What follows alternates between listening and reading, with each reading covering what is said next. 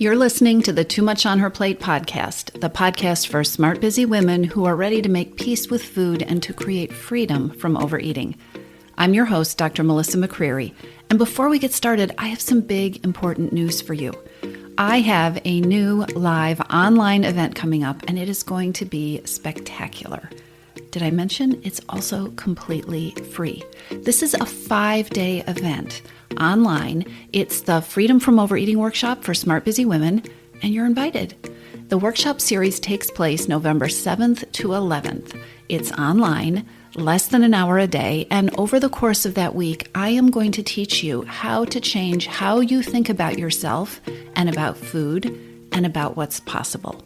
With new training every day, I'm going to cover how to create freedom from overeating and behaviors that are doable and enjoyable instead of trying to make changes with your eating in ways that feel like deprivation and hard work and, quite frankly, things that you just don't want to do. And I'm going to show you the 4 pillars that you need to stop overeating and emotional eating in a way that is sustainable, that's energizing, and is something that you actually want to keep doing. This is going to be online, like I said, and there is no cost, so you definitely want to be there. And yes, there will be replays, but you need to sign up to attend. The easiest way to reserve your seat in the workshop series is to go to toomuchonherplate.com/register. Too much, toomuchonherplate.com/register. Enter your name and your email, and you'll get all the information you need to attend. It's going to be an amazing event. Here's the thing. I know smart, busy women because I am one, and I know it is so easy to say, I'll get to that later. So really, hit pause, go register. All right, I'm going to assume that you did it, so let's dive into this week's episode. Hey everybody, thanks for coming back to spend some more time with me. And if this is your first episode, welcome to the podcast. If you've been listening for a while and you are finding this podcast helpful, it would be so helpful if you would help spread the word. So wherever you listen to the podcast, be sure to rate it, review it, and subscribe to it. And if you know somebody or if you are in a group of like-minded women who would appreciate from knowing about the podcast, please feel free to share. Okay, so what I want to talk about today, I heard myself the other day having a conversation with a client and talking about something that I realized I haven't really talked about on the podcast. I talk a lot about the power of mindset and the power of your thoughts and beliefs and how those thoughts and beliefs really underlie your relationship with food and your ability to be successful making changes. What I haven't talked about are the mindsets. There are a group of them that I see over and over and over again sabotaging, I'm having a hard time talking today, sabotaging particularly smart, busy women. They show up for a lot of different people, but particularly these are things that smart, high-achieving women struggle with. And to make it even more complicated, these mindsets that will sabotage you have often been sold to you as success mindsets. And so what I see are people who are approaching life through this lens, using these thoughts and beliefs, thinking that they are helping them get somewhere, right? They are their key to being more successful. They are fueling them. And really, these are ways of thinking. These are sets of thoughts or beliefs or specific thoughts and beliefs that actually make things harder for you and can sabotage you before you even start. If I haven't sold this strongly enough, I want you to think about these mindsets as actual minefields, because they are. They will sabotage you. They will devour your energy and your enthusiasm. They limit your potential and your ability to really stretch and reach, and they drastically affect the size and the shape of your game. By that I mean the way you show up, the way you approach your goals and your relationship with food and the things that you want in life. If you are not aware of how these particular mindsets are affecting you, and like many people, if you're not even aware that there's a mindset, because so many times if we don't take a step back, well, not even so many times, all the time, if we don't take a step back and examine our thoughts and our beliefs, then we aren't even aware that these are thoughts and beliefs. We think they are just reality. this is the way the world is, right? And if you're not aware of these mindsets, and if you're not aware that they're there and how they may be affecting you, they can have, I think, the underlying major impact on how and whether you will succeed with your goals and your ability to make the changes that you want to make in your life, whether you are talking about overeating or emotional eating, or whether you're working on something else. But I think these mindsets that I am referring to can be particularly pesky and present when it comes to trying to break out of diet mentality, trying to make changes with the scale, trying to change patterns of overeating or binging or eating at night. So I want to spend some time talking about these. And we'll see how this goes and how long-winded I get with all of this, but my hunch is that this is way too much to put in one episode. My hunch is I'm going to give you some background information, and then we will talk about one of the mindsets today, and then I will tell you about the other mindsets in upcoming podcast episodes. But that is just my hunch. We will see how this plays out. For a lot of women, particularly smart, busy women, overeating travels in cycles with overwhelm and overload. I call them the 3 O's: overwhelm, overload, and overeating. And I see a lot of women who are trapped in this cycle and feel very frustrated about it. So often, these women that I'm talking about, you may be one of them, I have certainly been one of them, become so frustrated and even mad and angry at themselves because they just aren't making the impact that they want to. They just aren't showing up for themselves the way they want to. They aren't showing up for the changes that they make the changes that they want to make the way they want to. It feels like they are reacting to life instead of being intentional because they're overwhelmed and overloaded and overeating. They work harder and harder, but they aren't getting where they want to with goals, with their personal life.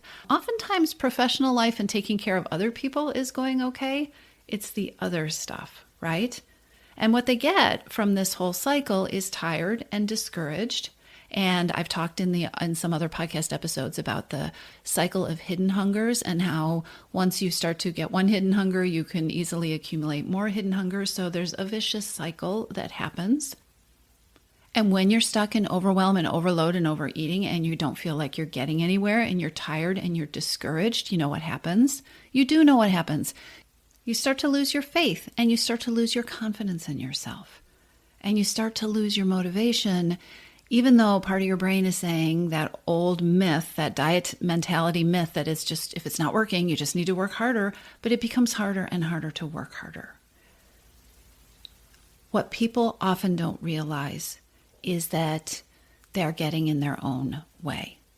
And I don't mean this in a blaming kind of way. I just told you that the diet mentality myth is if it's not working, it's you and you need to work harder and harder. We get in our way, however, with thoughts and beliefs that put ourselves in our own way. I'm going to say more about it because I just realized that sounds very confusing. But I'm saying they or we get in our own way without even realizing it, in part because the taking on this way of thinking that I'm going to share with you, these mindsets that are so prevalent, oftentimes it's done really deliberately. One of the reasons it is so important to talk about this is that the mindsets that I'm talking about are things that we often choose to think and we reinforce and we say, okay, today I'm going to wake up and I'm going to think this way because we think that this way of thinking will actually get us where we want to go. We're told, we don't just come up with this on our own. We're told through all sorts of ways that these are success mindsets. This is how successful people approach problems. This is how, if I am going to be successful, I need to approach my eating at night or my overeating or my emotional eating or changing my weight. I need to think this way. I've been told, and you've been told, that these are success mindsets, but they really aren't. They are sabotaging mindsets. These are the kind of mindsets that keep you from thinking and playing at your biggest, at your fullest. They keep you stuck, struggling with things like stress and overload and overwhelm and overeating. They keep you from getting where you want to go. And what's worse, they may, like I said, lead you to feel like it's all your fault. They actually do. It's not may. They do lead you to feel like it's all your fault. If you are stuck in these mindsets, you can easily come to believe that you're the problem, that you're lazy, that you're unmotivated, or that you're even a failure. And that couldn't be further from the truth. The thing that is so important to come to see about these mindsets is that they fuel and lead you into the vicious cycle of working harder and harder and blaming yourself, but working harder and not getting anywhere. These mindsets put you on that hamster wheel instead of putting you on a success path. And honestly, once you start to see these mindsets, you will see that the effect they have is even bigger than how they impact the efforts that you're making to change your eating.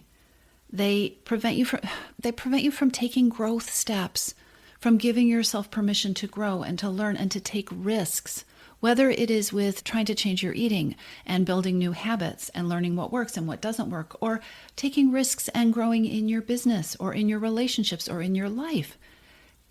They stifle your growth. They keep you from being your most vibrant version of yourself. They flatten your creativity. They stunt your creativity. They actually get in the way of it. And like I said earlier when I talked about that cycle of overwhelm and overeating, because they keep you stuck in a cycle and believing that if you could just master things the way this way of thinking, these ways of thinking are telling you that, oh, I should be this way, they drain your motivation and your energy and your confidence and your passion. It happens over time. It's like dripping each time you go through the cycle. But this is what happens.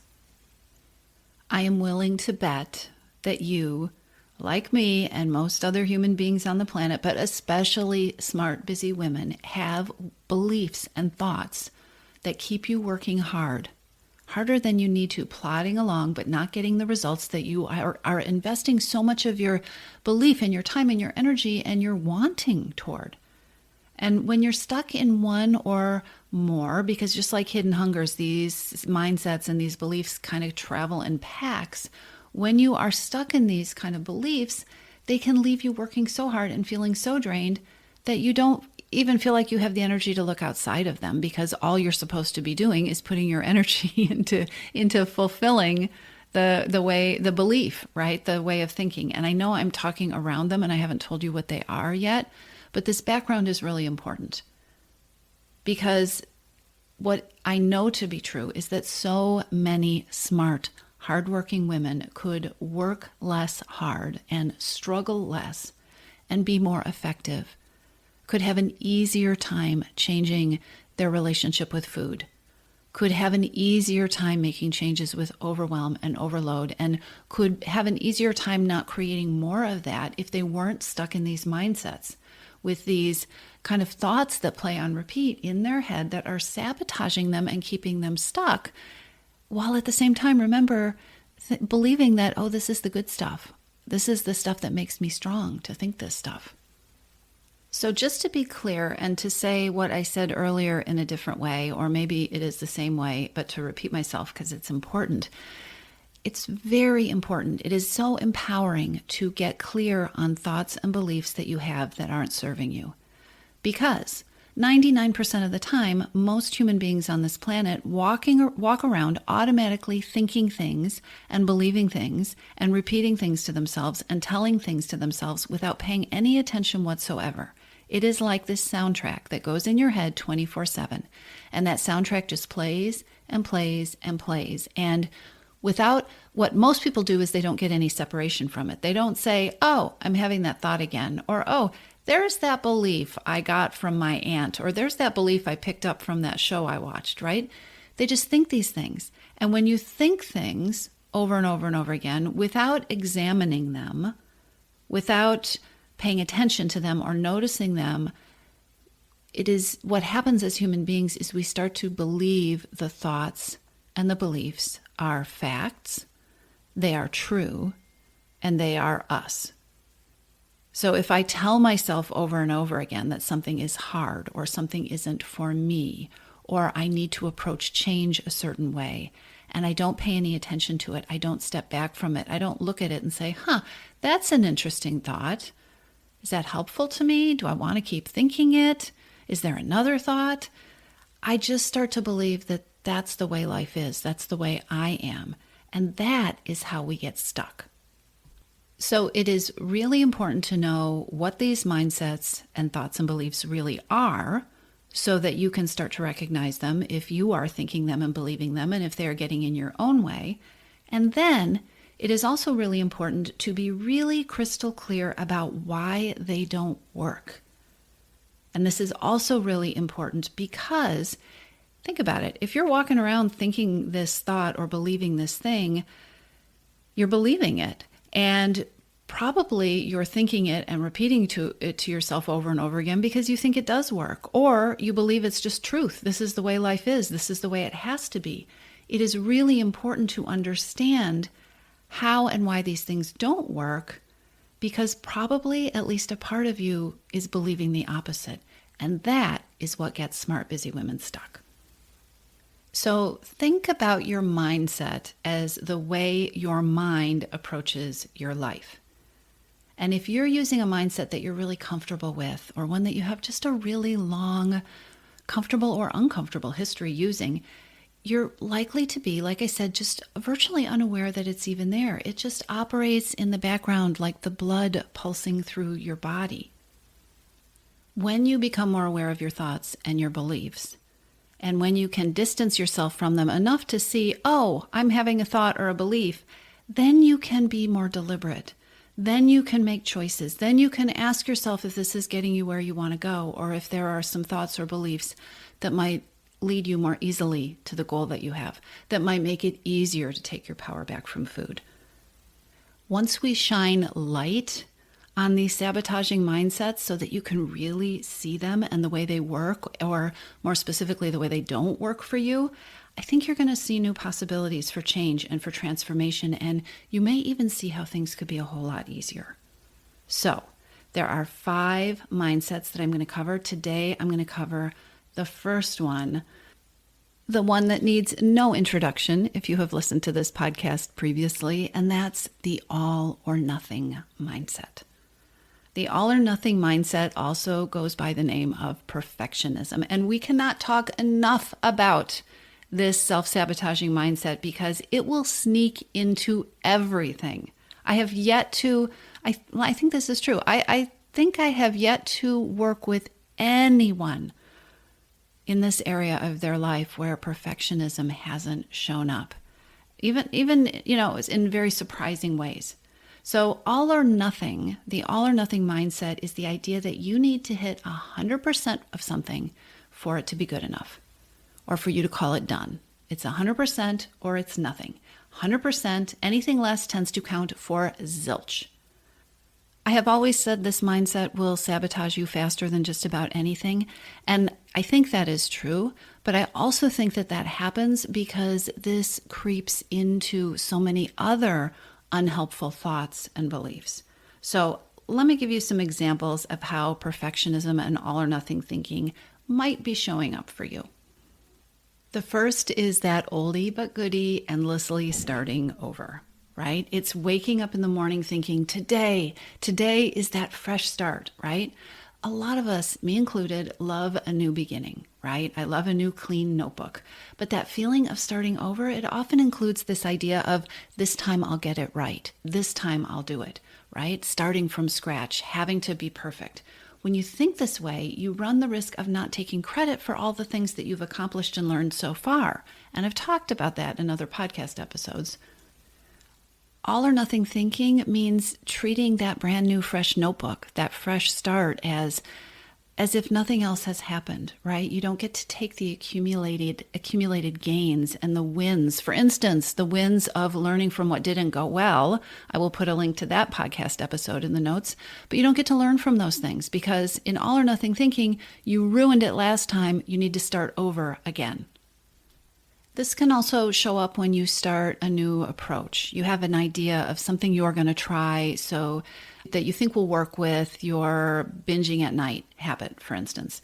And you have this new approach and it falls apart because you did something wrong and your efforts were ruined. And then that didn't work either, right? It's either I need to start over, the example I gave you previously, or it didn't work. And so now I have to find something else. I see both of these a lot. We work with this a lot in the Missing Piece program because the whole process of change is messy, and it is starting and it is learning what works, but it's also learning what doesn't work. And when you learn from what doesn't work, then you're still moving forward. When you tell yourself it's ruined and you have to start over, or it's ruined and now you have to find something else, or, well, I'll get to the other one, but when you do those things, you sabotage your progress, right? All or nothing thinking keeps you from moving forward. Another example is when you deviate from your plan. So you have a plan that you're going to eat something for lunch, and then there's something happens at work and you have an invitation to go out to lunch, and you do something different. But then, because you deviated from the plan, you react by bagging the whole thing, right? It's not logical. It's perfectionism, and it is incredibly common, right? This happens so often. Think about all the attempts at weight loss where it's not usually that first step off track or that first deviation. It never is the first deviation that leads to weight gain or plan failure or being completely off track, whatever that means, right? That first thing, that deviation, it's just a step off of whatever path that you were on. It is the eating that you do once your inner perfectionist tells you that it's hopeless, in air quotes, it's hopeless because you've failed, in air quotes. Actually, you ate something you hadn't planned to, or your plans didn't go the way they were, supposed to go in your head, your brain that thinks it's ruler of everything, right? There was a deviation. And if you don't have the all or nothing, you can go back on your plan and you will make progress. Nobody was ever ruined by that momentary deviation, or, another way to frame it is needing to be nimble because life happened. I have one last example for you of how all or nothing thinking can sabotage you. And remember, I said these are success mindsets, right? In air quotes. They're not really, but we think that we're going for excellence. We think that it's important to follow the plan. We think that we need to get it right? We need to be strong.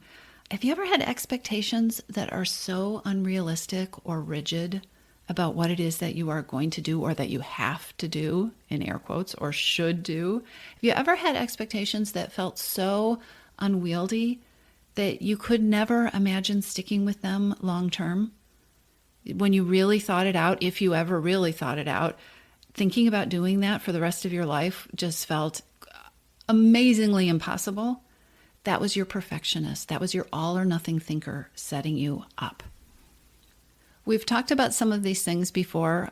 I want you to imagine that I'm taking a highlighter, a highlighter pen, those bright yellow highlighter pens, and going over this in your brain, because these are the thoughts that are different from some of the automatic thoughts. Let's talk about the cost of all or nothing thinking, aka perfectionism. All or nothing thinking fuels feelings of failure and being down on yourself, self-judgment, because with all or nothing thinking, you never feel good enough. You don't ever get partial credit. Perfectionism and all or nothing thinking fuels small, safe thinking and small, safe acting, being afraid to act, restricting your actions to the things that you feel like you could do those 100%, because 100% is all that's going to be good enough, and failure is catastrophic, right? All or nothing thinking actually fuels overeating, because perfectionism is painful and stressful and creates a lot of pressure. And so comfort eating, stress eating, eating to not think about things, anybody, those can all be fueled by all or nothing thinking. It also fuels giving up and procrastinating because we get afraid that we're not going to get it perfect. We're afraid to dive in because the expectations feel like they don't feel like they've set us up for failure within the definition of all or nothing thinking. All or nothing thinking fuels irritability because life feels hard. It is hard all the time. There is an impossible standard. It fuels criticalness and rigidity. When you feel like you have to get it perfect, it is hard to be playful. It's hard to be lighthearted. It is hard to go with the flow or to laugh at your mistakes because they mean something. It's all or nothing. Here's a really big one. Perfectionism prevents you from really recognizing and celebrating the good things that you do, from owning your accomplishments. Because think about it, in the all or nothing mindset, there is always something that you didn't do. Nothing ever feels complete. So you don't get credit for what does go well. Think about the days where you started some kind of plan to do something differently with your eating. Maybe it was a mindful eating experiment. Maybe you wanted to eat a certain way that day. And think of the days when you made it all the way through the day. And then at 5:30, for reasons that you don't know, or maybe reasons that you do know, things fell apart.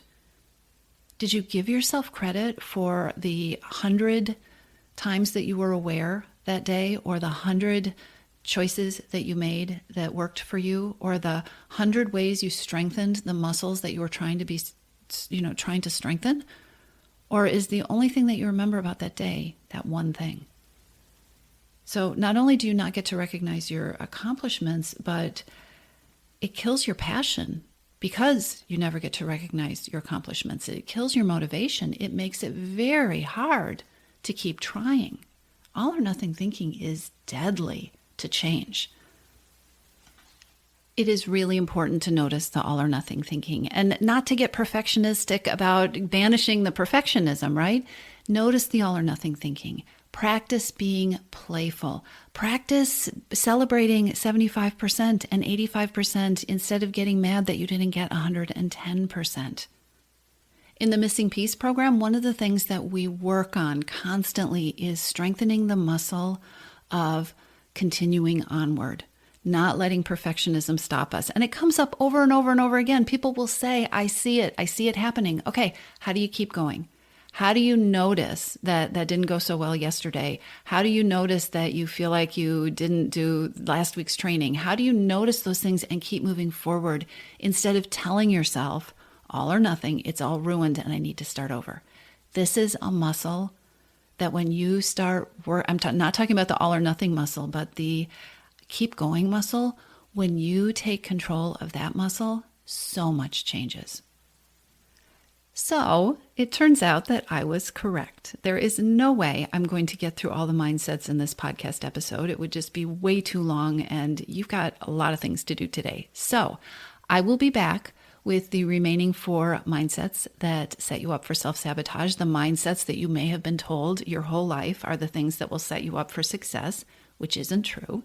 In the meantime, be playful. Look for the all or nothing thoughts. Give yourself permission to do an okay job and to just keep going.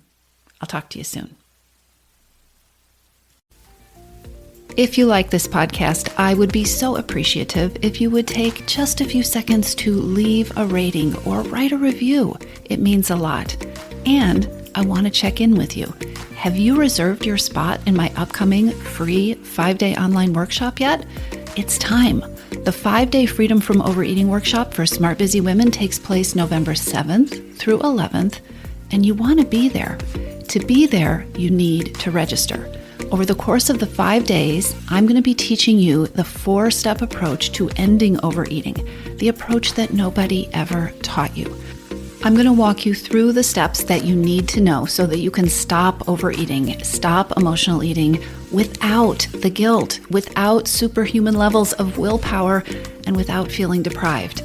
Go to toomuchonherplate.com/register to reserve your spot, or just grab the link. It's in the show notes. I'll see you there.